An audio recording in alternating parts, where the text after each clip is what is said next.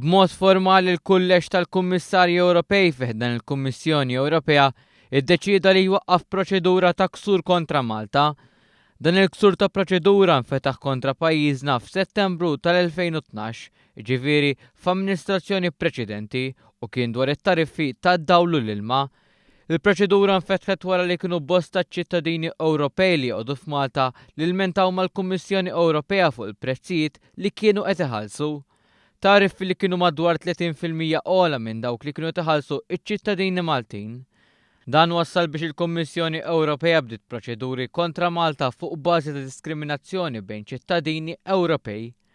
Wara l-elezzjoni tal-2013 il-Gvern Malti beda jaħdem fuq it-tibdil fl-applikazzjoni għall-użu tad-dawl u l-ilma filwaqt li jindirizzaw l-anomaliji li jaffettwaw numru ta' applikanti matul iż-żmien biex issa il-każ huwa uffiċjalment magħluq.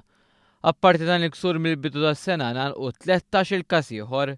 Fis-qarrija d-Deputat Prim Ministru Lewis Grech sostna l-Gvern Malti ser ikompli jaħdem biex il-liġijiet Ewropej jiddaħħlu fil-leġiżlazzjoni Maltija fil-ħin stipulat u jkompli jaħdem qatih biex jalaq il-ftit każijiet li fadal kontra pajjiżna.